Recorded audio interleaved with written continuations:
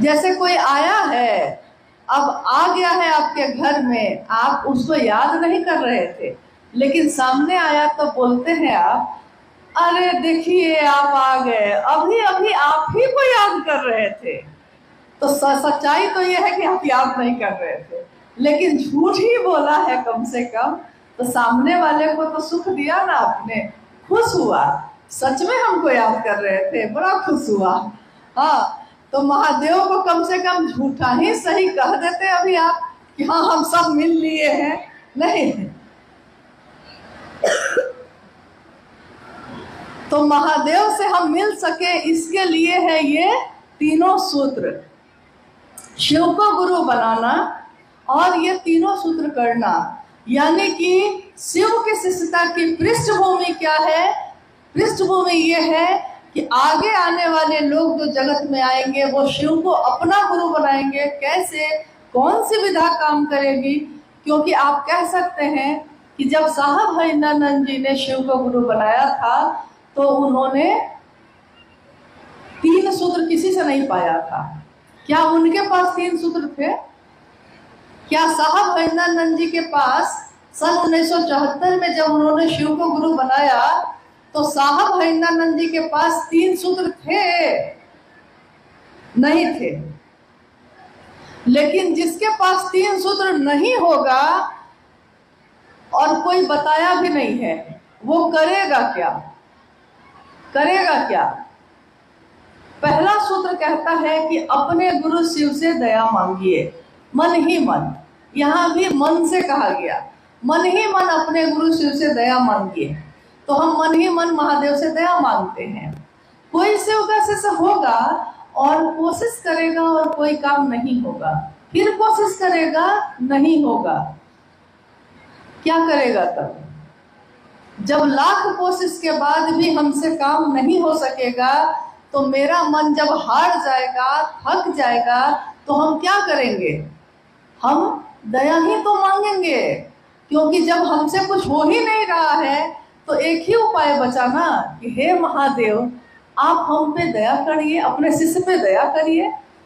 तो जब तीनों सूत्र नहीं थे साहब के पास और उनका मन हर जगह से धोखा खा रहा था, ठोकर खा रहा था, तो एक दिन हार कर उनके मन में महादेव से यही पुकार लगाई थी, हे शिव आप मेरे गुरु हैं, मैं आपका शिष्य हूँ, मुझ शिष्य पर दया कर दीजिए।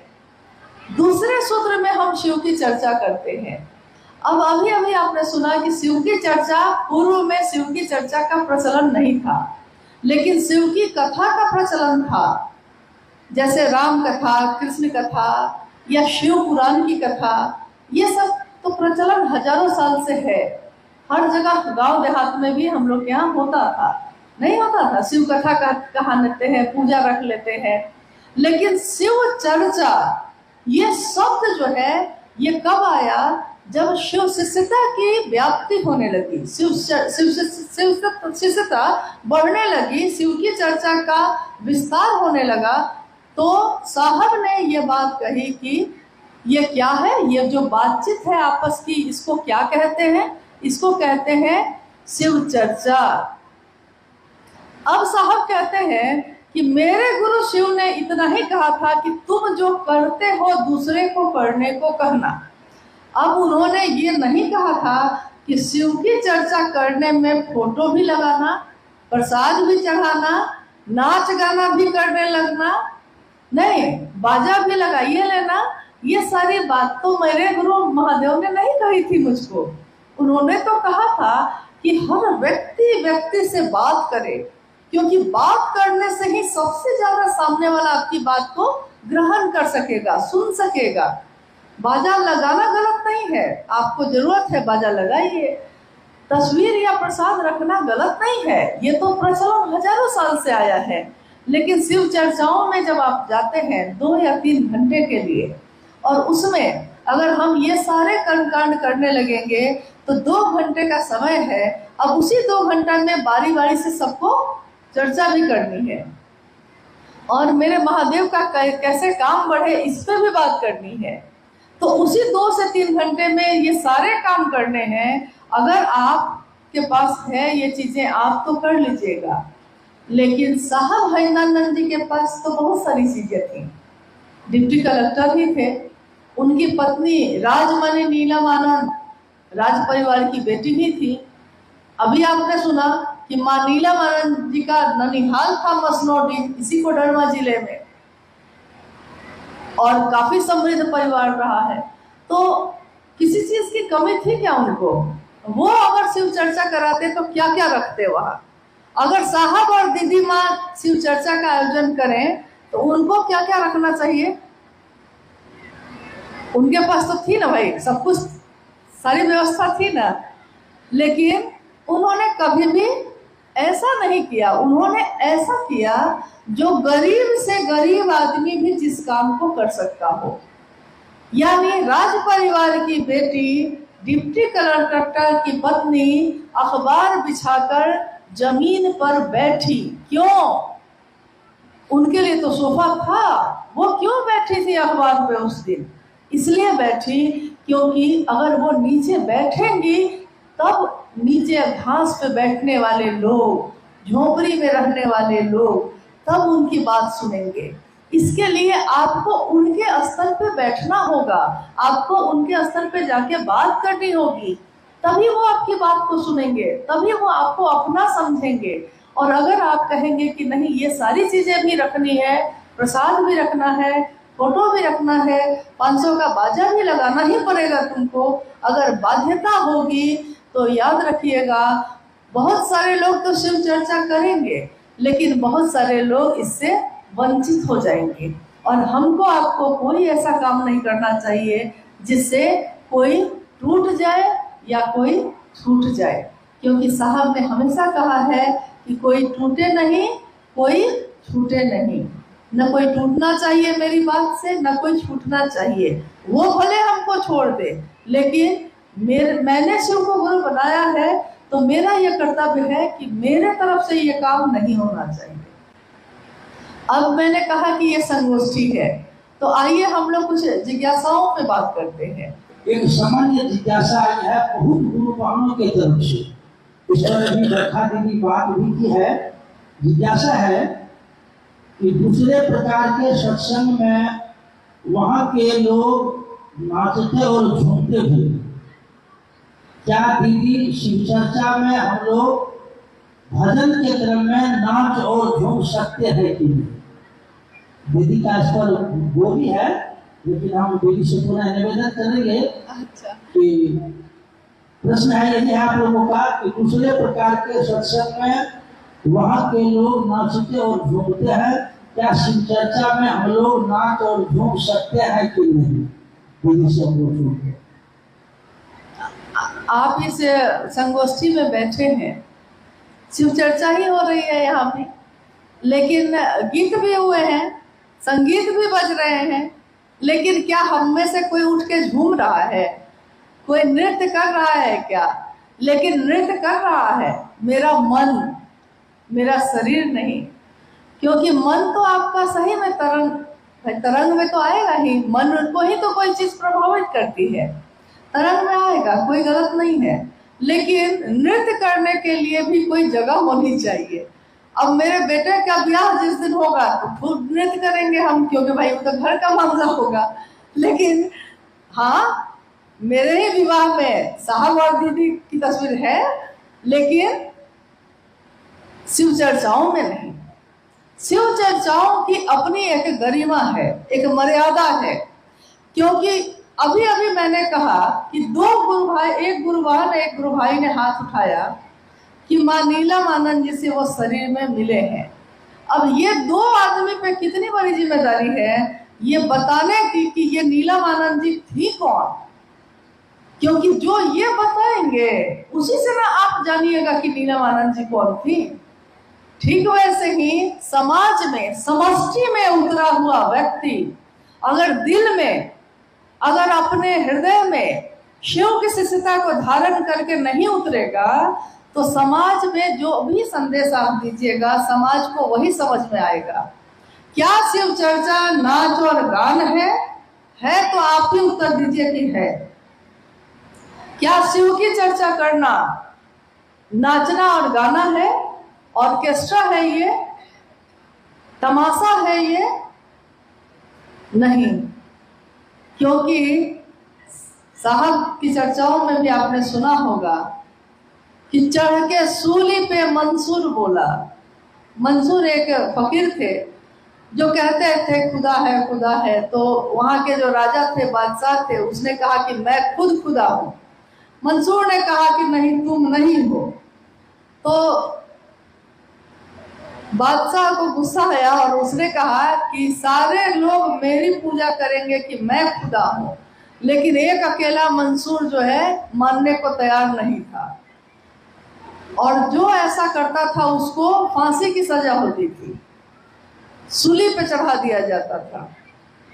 तो उस दिन क्या हुआ कि बादशाह ने उसको सजा दी, सूली पे चढ़ा दिया गया, यानी फांसी के फंदे पे, सरेआम सबके बीच फांसी के फंदे पे चढ़ा दिया गया उनको। और चढ़ते चढ़ते मंसूर ने कहा कि इश्क है ये, चढ़ के सूली पे मंसूर बोला कि इश्क है ये, तमाशा नहीं है।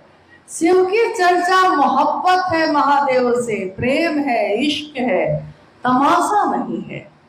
तो मेरे आपके हाथ में है कि हम शिव की चर्चा का क्या रूप समाज में रखना चाहते हैं।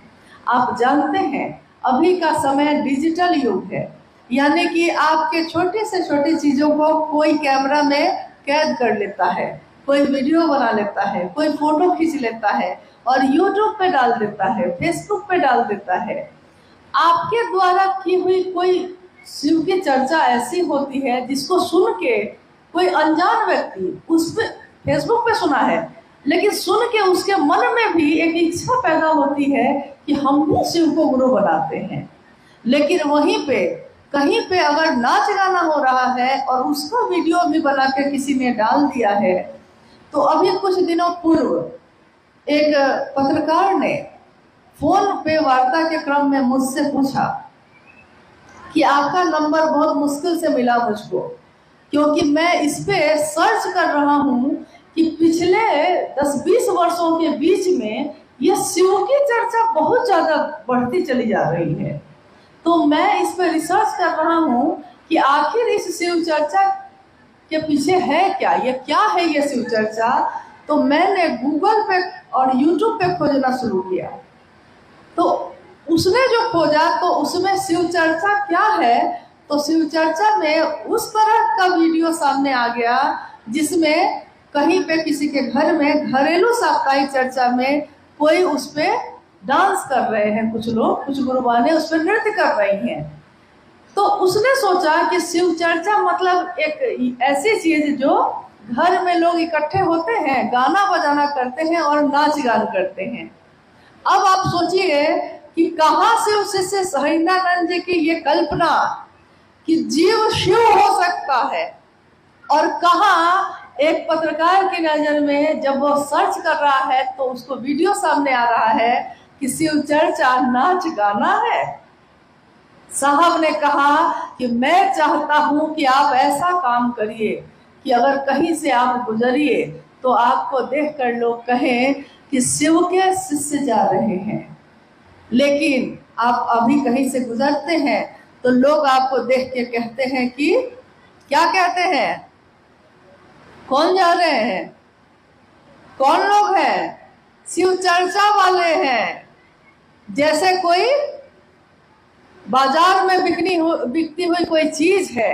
शिव शिष्यता तमाशा नहीं है, शिव शिष्यता व्यापार और तिजारत नहीं है, शिव की शिष्यता मोहब्बत का रास्ता है। तो वैसे ही अगर शिव चर्चा में कोई ऐसा करता है, आपका कर्तव्य है कि आप उसको जाकर समझाइए कि आपको ये सब करना है अपने घर में करिए, जो करना है आपको अपने घर में करिए, आपकी इच्छा है। लेकिन शिव की चर्चा में इस तरह की चीजों से बचिए। वहाँ एक मर्यादा है, आपके गुरु की बात हो रही है, आपके गुरु शिव की बात हो रही है, तो शिव की प्रतिष्ठा हमारे आपके हाथ में है। लोग देखकर कहेंगे कि शिव शिष्य ये करते हैं, तो बहुत सारे लोग तो अपने घर की बेटी को, अपने घर की अपनी पत्नी को, अपनी माँ को, अपने भाई को शिव चर्चाओं में नहीं भेजना चाहेंगे। कोई भेजना चाहेगा ऐसे जगह पे? नहीं भेजना चाहेगा। इसलिए मेरा अनुरोध है कि अगर कहीं पे ऐसा होता है, क्योंकि हर जगह तो ये नहीं होता होगा, तो कहीं पे अगर ऐसा हो रहा है तो आप जाकर समझाएंगे, हाथ जोड़ के समझाइए, नीचे झुक के समझाइए, तो वो जरूर समझेंगे। अब इक्का दुक्का कोई नहीं समझेगा तो उसको अपने गुरु की दया के आश्रय पे छोड़ दीजिएगा। लेकिन इतना तो करिए कम से कम कि जो इसको समझा सकते हैं उसको समझाने की कोशिश करिए। ऐसा तो बहुत है, समय भी धीरे धीरे अपने गति से बढ़ रहा है, लेकिन हम चाहेंगे दीदी से कुछ प्रश्न। बहुत सारे लोगों की जिज्ञासा आई कि शिव की शिष्यता क्रांति नहीं है, जागरण है। कृपया दीदी समझाने का कष्ट है। शिव की शिष्यता क्रांति नहीं है, एक जागरण है।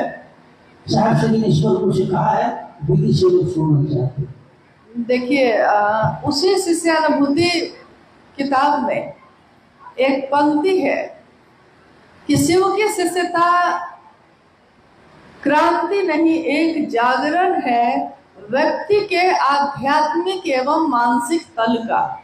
आध्यात्मिक यानी जो ईश्वर की तरफ चलने का रास्ता दिखाए, मानसिक यानी जो मेरे मन में चलता है लगातार। मन क्या है?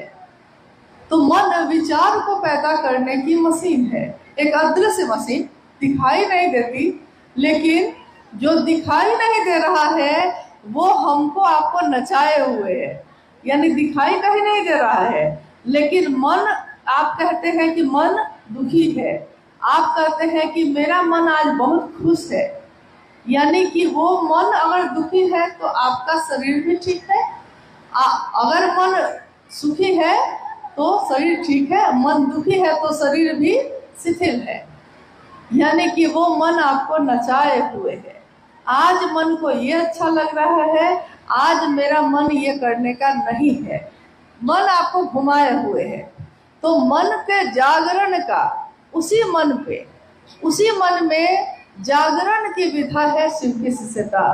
क्रांति का अर्थ होता है कि कोई एक चीज है और दूसरी चीज आप बदल के ले आए हैं। जैसा आपने सुना होगा कि अंग्रेजों का जब शासन था तो देश में क्रांति हुई। किस लिए हुई थी? क्रांति हुए, आंदोलन हुआ। किस लिए? कि अभी जो अंग्रेजों की सत्ता है वो बदलना है, उसको हटाना है और भारत के लोगों को ले आना है। यही ना क्रांति का अर्थ, यही है कि एक जो शासन है उसको बदल के दूसरे को ले आना। लेकिन शिव की शिष्यता तो ये नहीं है, शिव की शिष्यता तो शुरू से है। तो शिव की शिष्यता जागरण है, यानी कि वो शिव जो मेरे आपके अंतर में सोया है उसको जगाने का काम करना है। यह शिव की शिष्यता उसको जगाती है। अब आप ये सोचिए कि पहले हमारा ही मन था, किसी से कोई मतलब नहीं रखता था, लेकिन जब से शिव चर्चाओं में जाने लगे हम लोग, तब से कोई अनजान आदमी के हाथ में भी कंगन दिख जाता है तो मेरा मन तुरंत उसकी तरफ आकर्षित होता है। तुरंत हम कहते हैं कि कंगन पहने हैं, तो वो पूछता है तो नहीं गुरु भाई है क्या? देखिए, तुरंत हमारे मन का भाव बदला है, सिर्फ वो कंगन देख के ही बदल गया। या शिव चर्चा में किसी को देखा आपने? जागरण है इस बात का कि महादेव जैसा है वैसा ही ना अपने शिष्य को बनाएंगे। गुरु अपने जैसा ही अपने शिष्य को बनाते हैं। शिव भी गुरु होंगे तो अपने शिष्य को कैसा बनाएंगे? अपने जैसा बनाएंगे। तो अपने जैसा बनाना यानी जीव से शिव बना देना, इसके लिए हम ये तीनों सूत्र जब करते हैं तो हमारे मन में धीरे धीरे परिवर्तन होने लगता है। शिव से दया मांगना, शिव की चर्चा करना, शिव को प्रणाम करना, हम करते बस यही 3 काम है। देखने में बहुत आसान लगता है ये कि इसमें क्या है, हम तो ये काम कभी भी कर सकते हैं, लेकिन जो चीज देखने में आसान लग रही है वो आसान होती नहीं है। दया मांगना बहुत कठिन है। दया का अर्थ होता है कि पूरी तरह टूट कर गिर जाना, समर्पित हो जाना, तुम ही अब जो करोगे सो है, नहीं तो हम अब कुछ भी नहीं है।